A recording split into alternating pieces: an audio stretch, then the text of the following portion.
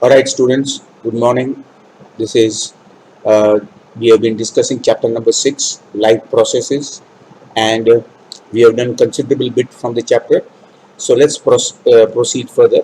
Okay, you can see that what we really discussed so far is what are life processes and why are they necessary.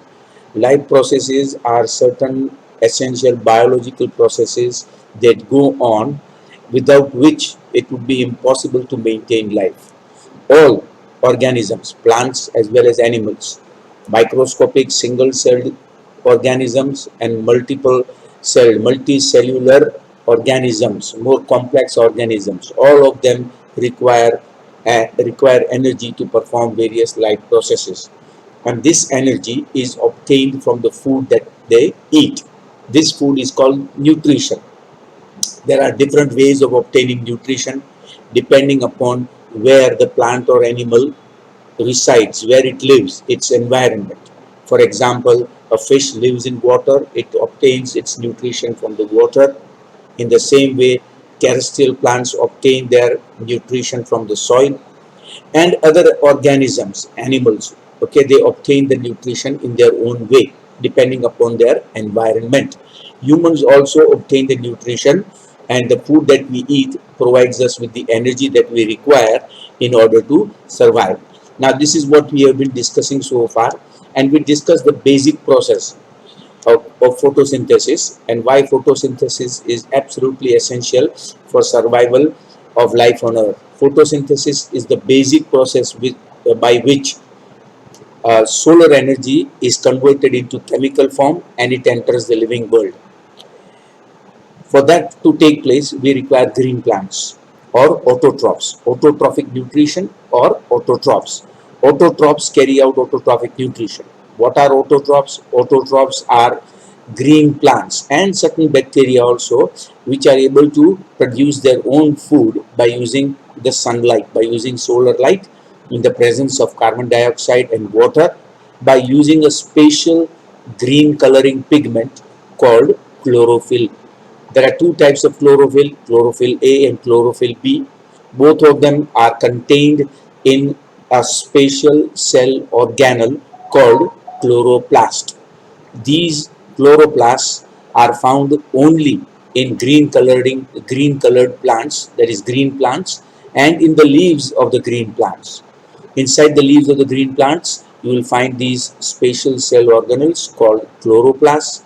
These chloroplasts contain chlorophyll A and chlorophyll B, and it is in the presence of sunlight and by using carbon dioxide and water that chloroplasts are able to carry out photosynthesis and convert sunlight into chemical form in the form of starch. Starch is a carbohydrate, and they are able to use this energy and to continue to survive and carry out their life processes. That is how autotrophs bring about a transformation of sunlight into usable energy, and life on earth is possible. Remember, photosynthesis is the basic process of life on earth. Without that, it would not be possible for life to survive on the planet earth. All right, then after that we discussed heterotrophic nutrition also. Heterotrophic nutrition is the nutrition which is carried out by non-autotrophs, that is all the other rest of the plants and animals. Animals, especially higher animals, depend completely on green plants for their food. For example, a lion, although a lion is a meat eater, its mode of nutrition is heterotrophic because it depends upon other animals for its food. It kills a deer and acquires energy by eating the meat of the deer. But the deer depends upon green plants. So directly or indirectly, all organisms depend upon autotrophs, that is green plants, for their food. And therefore, green plants are the most important part of the food chain. All right, then how do organisms obtain the nutrition? And here we discussed about different kinds of ways in which organisms are able to acquire their food. For example, single-celled creatures such as amoeba and paramotion. And we discussed about phagocytosis. Okay, you can see a question I had written out here. Okay, what is this question here? Important diagram showing nutrition in amoeba. And nutrition in amoeba is called phagocytosis. That is how an amoeba surrounds. You can see this 1, 2, 3, 4 small diagrams. These diagrams are important. You should be able to learn. This has been asked in the board exams also. Nutrition in amoeba. Explain nutrition in amoeba with the help of a diagram. This is the diagram you need to draw. All right. And these are very simple diagrams. This is called pseudopodia. Pseudopodia means false feet. Okay. The amoeba throws out false feet, encircles the food particle, and gradually pulls in the food particle inside its membrane, and that is how it is able to get its nutrition. Also, I had given you another question out here on the other side. What is phagocytosis? How does amoeba obtain its nutrition? Explained with the help of a diagram. And then here another question here. What are cilia? Cilia are tiny hair-like appendages on the outer membrane of paramecium. Paramecium is another unicellular organism, and with the help of this cilia, it is able to move about, catch food particles, and devour them, and thereby obtain its nutrition. All right. Then nutrition in human beings also we discussed, how we acquire food in different ways, and then we have to assist, because you see we are complex higher organisms. We got spatial organs. We got mouth, the teeth, tongue, okay, the esophagus or the food pipe, and then of course the stomach. The stomach passes, then the food passes from the stomach into the duodenum, into the small intestine, into the large intestine. The liver and pancreas help in the process of digestion. We discussed this yesterday, and that whole tract is called the alimentary canal. And of course, I also explained to you about this importance of this diagram. This has been asked many times in the board exam. Explain the process of digestion in humans with the help of a diagram. You got to understand this. Okay, this diagram is extremely important. You should be able to learn it and write it. All right, now we come to the next stage, and that part is about respiration. Okay, this is where we begin today. Respiration. Now, what is respiration? Respiration is a process by which energy is obtained by using oxygen. Okay, you see, all that we eat has to be digested, and that the digested material must enter the cells, and in the cells it must undergo respiration with the help of oxygen in order to produce energy. So there are two types of respiration. One is aerobic respiration, which happens in the presence of oxygen, and the other is anaerobic respiration, which occurs in the absence of oxygen. All right. To understand this, let's understand this particular diagram out here. You can see what is there in this one. There is diagram A and B, figure 6.7. The first one shows how a pichkari, that is a syringe, just like an injection syringe, or the ones that you play during the time of Holi. Okay, and there is a test tube. It contains lime water, and a rubber tube is there at the bottom of the nozzle. Okay, it is attached to the nozzle of the syringe, a rubber tube. Now, when you compress the plunger, the upper part is called the plunger. You plunge it into the syringe, and air rushes out from the rubber tube, and air rushes out, and it contains carbon dioxide. That carbon dioxide will dissolve in lime water, and lime water will turn milky. Okay. In the other case, you blow into by using a straw. You can use the straw that we use for soft drinks, for drinking soft drinks, Coca-Cola, Pepsi, and so on. You take that and blow into it. Okay. The other test tube also contains lime water. The moment you blow into it, bubbles, you can see bubbles coming out because air passes into it. But your air that you are breathing out contains a high level of carbon dioxide, and that carbon dioxide dissolves in it, and lime water turns milky. The question is, in which of the two test tubes it will turn milky faster? Obviously, the answer is in the second case, because when you blow out, you exhale air, it contains large amounts of carbon dioxide. And in the first case, air contains about 0.03 to 0.04% carbon dioxide. So there is less carbon dioxide in the air compared to the carbon dioxide that you breathe out. And therefore, in the second case, the lime water will turn milky faster. Okay. And now the second explanation in activity 6.5 is about fruit juice or sugar solution. Fruit juice contains also a sugar called fructose, natural fructose. Sugarcane contains sucrose, glucose, sucrose, fructose. They are all natural sugars. Okay, lots of fruits contain these sugars. In nature, you will find them in fruits and vegetables, this kind of sugars. Now, if you take such a sugar solution, fruit juice or sugar solution, it always contains sugar. And if you put a little bit of yeast inside that, okay, and allow it to stand for some time, you will gradually find Okay, that carbon dioxide, because when you put yeast inside sugar, automatically fermentation begins to take place. But fermentation is a very slow process. So carbon dioxide is released very slowly. Now, if you dip the whole thing into, if you take a right angled delivery tube and pass the delivery tube at the one end into the sugar solution and the other end into a test tube containing lime water, then automatically you will see gradually bubbles coming out from the lime water, because carbon dioxide passes through it and it will turn milky. But of course, the process will be very slow because fermentation is a slow process. All right.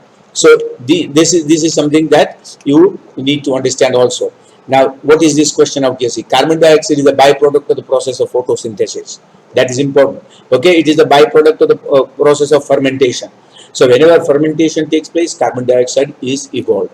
All right. Then look at the bottom paragraph there. We have discussed nutrition in organisms in the last section. The food material taken in during the process of nutrition is used in cells to provide energy for various life processes. Diverse organisms do this in different ways. Some use oxygen to break down glucose, that is sugar, completely into carbon dioxide and water. Okay. See, organic molecules have to be broken down in the body in order to obtain energy. When the food that you eat is very complex, okay, it contains lots of nutritive substances, but it is in complex form. It has to be broken down in the body in simple form. Whereas some others use pathways that do not involve oxygen. In all cases, the first step is the breakdown of glucose. The molecular formula is glucose is C6H12O6. 6 atoms of carbon, 12 atoms of hydrogen, 6 atoms of oxygen, C6H12O6. So the first step is the breakdown of glucose, which is a 6 carbon molecule, into a 3 carbon molecule called pyruvate. That's the first step, to break down glucose into pyruvate. This process takes place in the cytoplasm of the cell, okay, right inside the cell. Further, the pyruvate may be converted into ethanol, which is an alcohol, and carbon dioxide. This is called cellular respiration. This process takes place in yeast during the fermentation process, and carbon dioxide is evolved. Okay, and of course, it is also fermentation. In this case, also is the process by which alcohol is produced. Since this process takes place in the absence of air, in the absence of oxygen, it is called anaerobic respiration. If it takes place in the presence of presence of oxygen, it is called aerobic respiration. Breakdown of pyruvate using oxygen takes place in the mitochondria. Now, where is the mitochondria? Mitochondria are called the powerhouse of the cell. They are found in every single cell inside the cell. Okay, so it's very tiny, small cell organelle, but it is extremely important for cellular respiration, because when cellular respiration takes place in the mitochondria, energy is released, and that is how the cell is able to function. Okay, it is the powerhouse of the cell where energy is produced. All right. So see some questions out here. The first question: carbon dioxide is a byproduct of the process of photosynthesis. Just information. All right, here the second one: what is the first step in the process of respiration? You can see the indication is here. The first step is the breakdown of glucose, a 6 carbon atom molecule, into a 3 carbon molecule called pyruvate. Then another process: what is pyruvate? Pyruvate is a substance which is formed during cellular respiration from glucose by breaking down glucose. And another question on this side: state the difference between aerobic and anaerobic respiration. Aerobic respiration takes place in the presence of air or oxygen. Anaerobic respiration does not require oxygen. It takes place in the absence of oxygen. Okay. For example, fermentation. In fermentation, ethanol, alcohol is obtained from sugar and fermentation of sugar, and at the same time, carbon dioxide is evolved. Okay, these are some questions. You must write them down and also highlight what I highlighted. Yes, the process breaks up the 3 carbon pyruvate molecule to give 3 molecules of carbon dioxide. The other byproduct is water of cellular respiration, the other byproduct. Since this process takes place in the presence of air, in the presence of oxygen, it is called aerobic respiration. The release of energy in this aerobic process is a lot greater than in the anaerobic process. Sometimes when there is a lack of oxygen in your muscle cells, another pathway for the breakdown of pyruvate is taken here. You see, sometimes when you do a lot of physical activity, you require a lot of oxygen also, and the body is not able to deliver enough oxygen sometimes.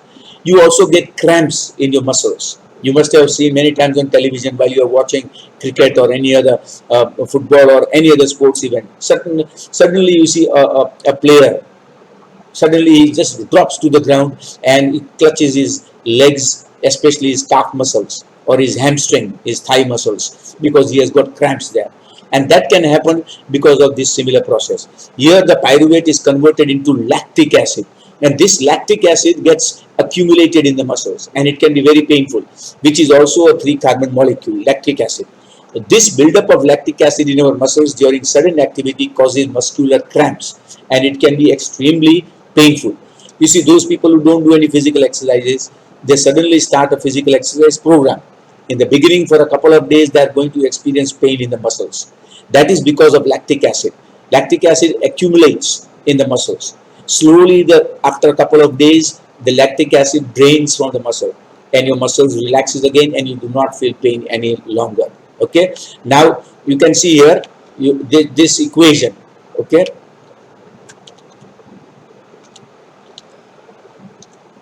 Yes, this equation is breakdown of glucose by various pathways. Okay, cellular as well as non-cellular, that is aerobic as well as non-aerobic respiration. You can say there are three pathways. Glucose, the first substance is always glucose, a 6-carbon molecule. Here I have written here, you see glucose, the molecular formula of glucose. On that side you can see the left hand side, C6H12O6. And the other question, very important diagram and reaction, you have to learn it by heart. Which one? This. Okay. Now you can see that glucose is a 6-carbon molecule in the cytoplasm, that is inside the cell. It breaks down into pyruvate, which is a 3-carbon molecule plus energy. Okay. But if it happens in the absence of oxygen, that is in the presence of yeast, then it is called that process is called fermentation, and ethanol, which is an alcohol plus carbon dioxide plus energy, are released.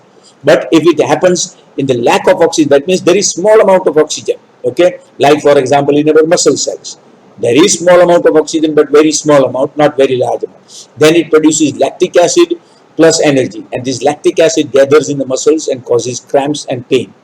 And the third pathway is the presence of oxygen, which is called aerobic respiration, and this takes place in the cells. So aerobic respiration always takes place in the presence of oxygen. It takes place in the cell, in the mitochondria, and carbon dioxide plus water are released, and a very large amount of energy is released in the presence of a large amount of oxygen. And that is the most important process which we are going to discuss now. Okay. The energy released during cellular respiration is immediately used to synthesize a molecule called ATP. Okay. Now, what is ATP? I'll just write it down here. Okay. ATP. What is ATP? ATP is adenosine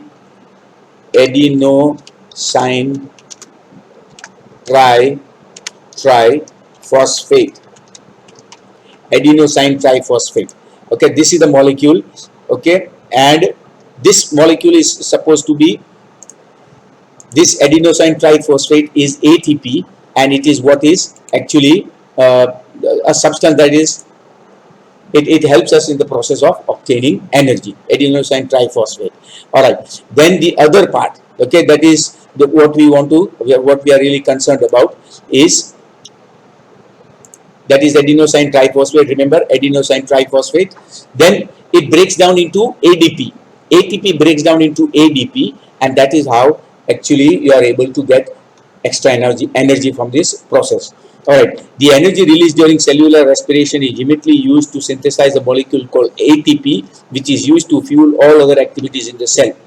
In this process, ATP is broken down, giving rise to a fixed amount of energy which can drive the endothermic reactions taking place in the cell. Endothermic reactions, reactions which require energy, which absorb energy, are called endothermic reaction. And all biological processes are endothermic because they require energy in our body. All processes are endothermic, and that energy must come from somewhere, and that comes from ATP. That is why ATP is called the energy currency of the cell. Remember, when you go to the market, you require money to buy things. Okay, if you want to buy something, you require money, and currency is important. Okay, to make purchases. In the same way, to carry out different processes, you require energy, and energy comes from ATP. That's why ATP is called the energy currency of the cell. Okay, here you can see in this ATP, a little explanation is given. Okay, the question is what is ATP here? What is ATP and how is it used? ATP is the energy currency for most cellular processes. It provides energy for all the cell processes. The energy released during the process of respiration is used to make an ATP molecule from ADP and inorganic phosphate atom. Now you can see here this reaction here. ADP, adenosine diphosphate, not triphosphate, adenosine diphosphate, plus one more phosphate atom. It produces, in the presence of energy, it produces ADP. It produces ATP, adenosine triphosphate. So when diphosphate, okay, it combines with one extra inorganic phosphate atom, it produces ATP, adenosine triphosphate.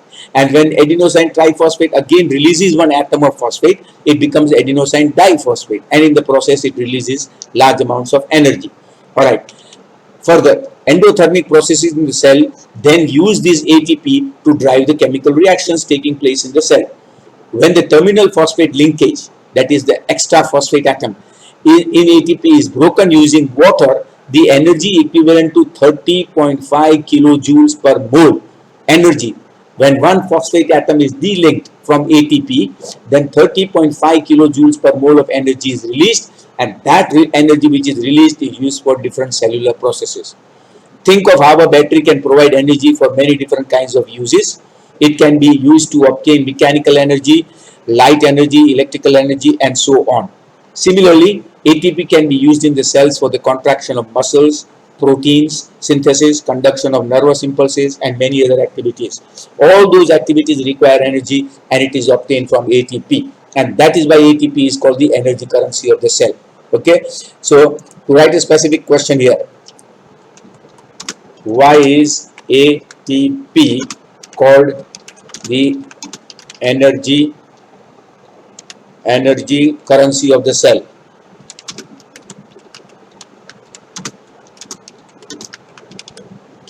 So why is the ATP called the energy currency of the cell?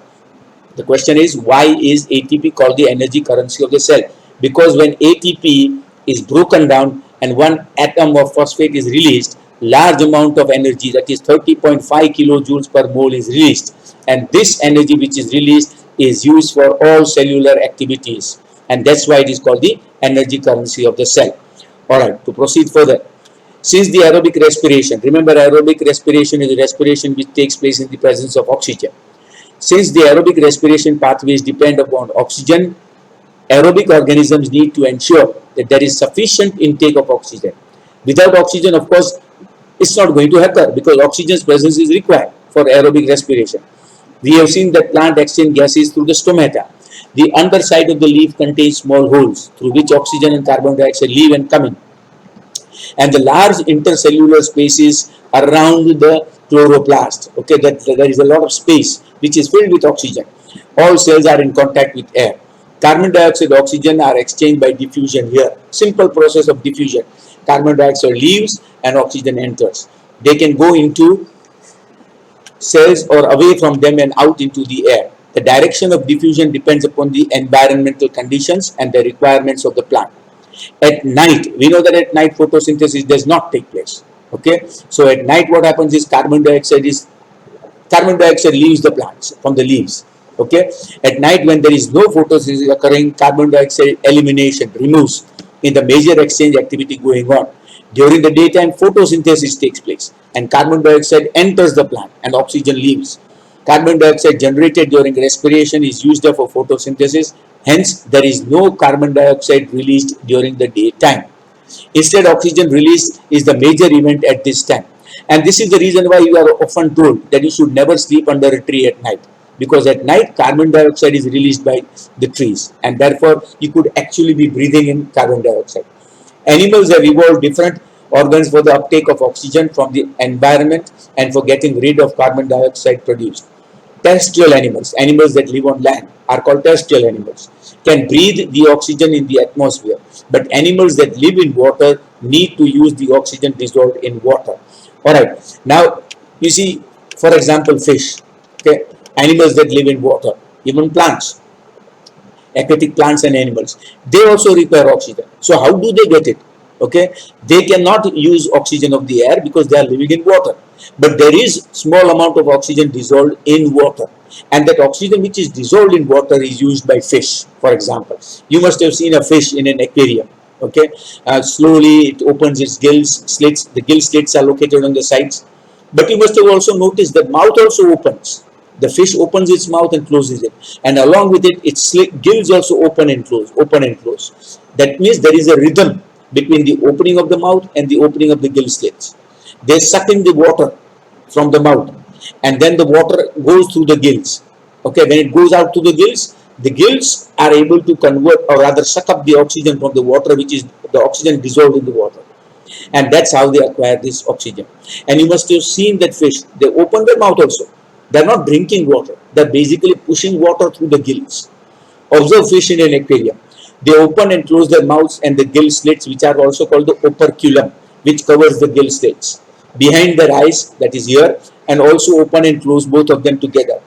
Are the timings and opening and closing of the mouth and gill slits coordinated in some manner? It is coordinated. Count the number of times the fish opens and closes its mouth in a minute, and also count the number of times it actually breathes by opening its gills and closing them. And you will find that it is almost the same. Okay, there's a question out here. What are gills? Gills are located on the sides of the head of a fish, and in all aquatic other animals, they breathe. Fish do not have lungs. We have got lungs. Okay, and lungs use atmospheric air, but fish have got gills, and through this it is possible for them to use the oxygen dissolved in water. How do fish breathe? What is the operculum in the fish? The operculum is a tiny layer which covers the gill slits. Okay, so since the amount of dissolved oxygen is fairly low compared to the amount of oxygen in the air, very small amount of oxygen is dissolved in water. The rate of breathing in aquatic organisms is much faster than seen in terrestrial organisms. For example, if you look at it now, we breathe, if you count the number of times you inhale and exhale, okay, it's not 72 times. Our heart rate may be 72, the pulse rate, but the number of times we breathe will be about 10, 12 times probably, okay, in a minute. But aquatic animals, they breathe faster because they need more oxygen from the water. The rate of breathing in aquatic organisms is much faster than that seen in terrestrial organisms. Fishes take in water through their mouths and force it past the gills, where the dissolved oxygen is taken up by the blood. Terrestrial organisms use oxygen in the atmosphere for respiration. This oxygen is absorbed by different organs in different animals, like we have got lungs. All these organs have a structure that increases the surface area which is in contact with the oxygen-rich atmosphere. See, when we breathe, we take in air. Okay, we are subconsciously also breathing. When we are sleeping, we don't even realize it. When we are talking to people, we are breathing. Okay, that air is going in, and inside the lungs there are small branches called alveoli, and it is these alveoli where the exchange of carbon dioxide and oxygen takes place. Oxygen is absorbed by different organs in different animals. All these organs have a structure that increases the surface area. Since the exchange of oxygen and carbon dioxide has to take place across this surface is very fine and delicate. In order to protect this surface, it is usually placed within the body, means inside the body. So there has to be passages that will take air to this area. In addition, there is a mechanism for moving the air in and out of this area where the oxygen is absorbed. For example, we've got a diaphragm. Okay, diaphragm is a thin muscular membrane which separates the chest cavity from the stomach, abdominal cavity. When you breathe, the diaphragm expands. The diaphragm expands and contracts, and your chest goes up and down like that. And that's how actually oxygen is pumped into the lungs. All right. In human beings, air is taken into the body through the nostrils. The air passing through the nostrils is filtered by fine hair that line the passage. The passage is also lined with mucus, which helps in this process. From here, the air passes through the throat and into the lungs. Rings of cartilage are present in the throat. These rings, okay, they ensure that air passage does not collapse. Now you see, when you breathe through the nostrils, there are tiny hair inside, very fine hair, and those hair have a protection function. They protect the inner soft part. Why? Because you see, when you breathe in, lots of microorganisms go in. Okay, dirt goes in, dust and all the dust sticks to the mucus inside. Mucus is very sticky, and that small hair-like structures, they collect the dust particles and they stick to the dust particles. The dust particles stick to the hair, and that's why they prevent that pollutants going into the lungs. And it's a very protective mechanism. Okay, the mucus as well as the tiny hair. Rings of cartilage.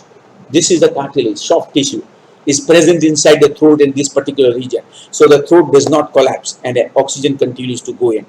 Alright, there is also a slide section here. Using tobacco directly or any product of tobacco in the form of cigars, cigarettes, BDs, hookah, gutka, etc. is harmful. We all know that. If you see a cigarette pack or a BD pack, on top of that there is a statutory warning. Statutory warning says that it is injurious and can cause cancers. Use of tobacco most commonly affects the tongue, lungs, heart and liver. Smokeless tobacco also is a major risk factor for heart attacks, strokes, pulmonary diseases, heart diseases and several forms of cancer. Tobacco is an extremely dangerous substance and it should be avoided in every single form.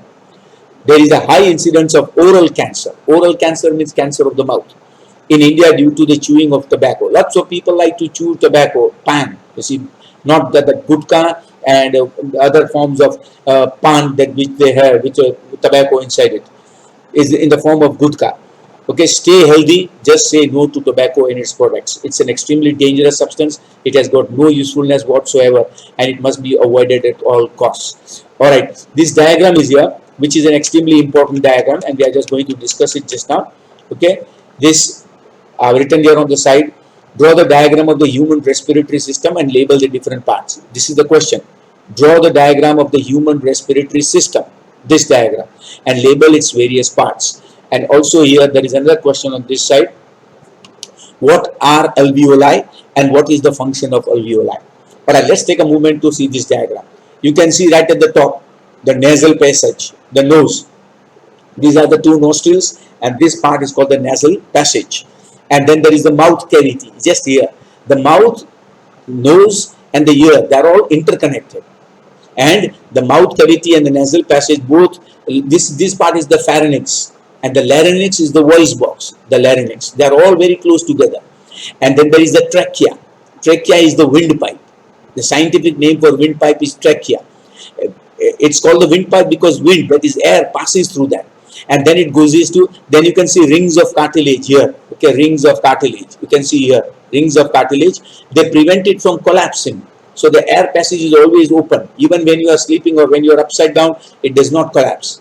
Alright. Then the lungs. There are two lungs on either side. The left lung is slightly smaller than the right lung. The left lung is slightly smaller because there is heart also on the left hand side. So the left lung has to accommodate the heart. And that's why the left lung is slightly smaller or shorter. Okay, compared to the right lung. Alright, then you can see there are branches from here there are branches that are called the bronchi. Okay, the bronchi then further on branch into what are several small pipe-like structures called bronchioles, and then the bronchioles further branch out in what is called alveolar sac. Okay, and the chest cavity and the abdominal cavity are separated by a muscular membrane called the diaphragm. The diaphragm is something that can expand. So when you breathe in, your chest expands, the diaphragm expands. When you breathe out, the chest collapses a little bit, okay, and the diaphragm also collapses a little bit. But here, you see what we are really interested is in the alveolar sac. Look at the diagram out here on the separate side. Okay, there is this orange part. Alveoli. Alveoli are tiny hair-like structures. Okay, small sacs. They are not really hair-like, but they are actually like small bags. And they are extremely tiny and sensitive. They must be moist also. That's why you see the inner lining of the lungs is always slightly moist so that alveoli can function properly. This alveoli is the place where exchange of gases takes place. Carbon dioxide is taken in and oxygen is released into the bloodstream. And that is how exchange of gases takes place in the lungs. This is the human respiratory system and it must be explained with the help of a diagram. Okay. Now, just to go further here. Within the lungs, the passage divides into smaller and smaller tubes which finally terminate in balloon-like structure which is called the alveoli, or singular is alveolus, alveoli is plural. The alveoli provide a surface where the exchange of gases can take place. The walls of the alveoli contain an extensive network of blood capillaries or blood vessels which are able to exchange the gases. As we have seen in earlier years, when we breathe in, we lift our ribs. This is called the rib cage. The rib cage is lifted and the diaphragm also stretches, and the chest cavity becomes larger as a result. Because of this, air is sucked into the lungs and it fills the alveoli also. The blood brings carbon dioxide from the rest of the body. The veins bring it there and they release it into the alveoli, and oxygen is exchanged in the alveolar sac, taken up by the blood in the alveolar blood vessels to be transported to all cells of the body. During the breathing cycle, when air is taken in and let out, the lungs always contain residual air. Residual, small amount of air always remains in the lungs. So the exchange of gases is always continuously taking place. Even when we breathe out, some amount of air remains, residual air remains inside the lungs. When the body size of animals is very large, for example in humans or in a whale is a mammal, remember that. Although a whale or a dolphin, they are large creatures, they live in water, they are aquatic, but they have got lungs just like human beings. When the body size of animals is large, the diffusion pressure alone cannot take care of oxygen delivery to all parts of the body. Instead of that, respiratory pigments are taken up to take up oxygen from the air in the lungs and carry it to tissues which are deficient in oxygen before releasing it. In human beings, the respiratory pigment is called hemoglobin, which has a very high affinity for oxygen. This pigment is present in the red blood corpuscles. Corpuscles or cells, you can also call it red blood cells. Carbon dioxide is more soluble in water than oxygen and hence mostly transported in the dissolved form in our blood. You see, what you have to understand here is hemoglobin is extremely important. Hemoglobin is the carrier of oxygen. It's a red coloring pigment which actually carries oxygen and delivers oxygen. Like for example, this is an oxygen molecule. This is hemoglobin. Hemoglobin attaches itself to the oxygen molecule like this and then carries oxygen in the bloodstream to different cells of the body. So hemoglobin is extremely important. When you carry out a blood test and somebody has got less amount of hemoglobin, lower levels of hemoglobin, that person appears pale in color. Why? Because he is not getting enough oxygen. Because oxygen is carried by hemoglobin. And of course, the red blood corpuscles, the red blood cells, they are the carriers of hemoglobin. That is why red blood cells are extremely important. Now, you see, we are large creatures, just like whales or other complex animals. Just sucking in oxygen is not enough. That oxygen has to be delivered to different parts of the body, and this is where the red coloring pigment called hemoglobin plays an important role.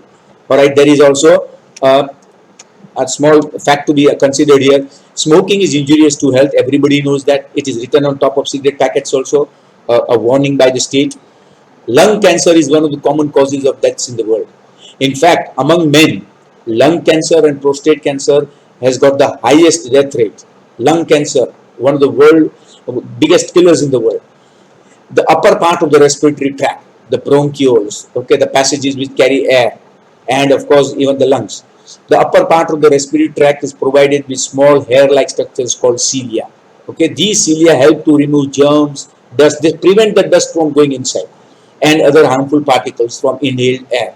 Smoking destroys this hair, due to which germs, dust, smoke and other harmful chemicals are able to enter the lungs and damage the lungs permanently, causing cough, infection. Mucus is built up in the lungs and the person begins to cough up mucus, phlegm, which is extremely dangerous and dirty also.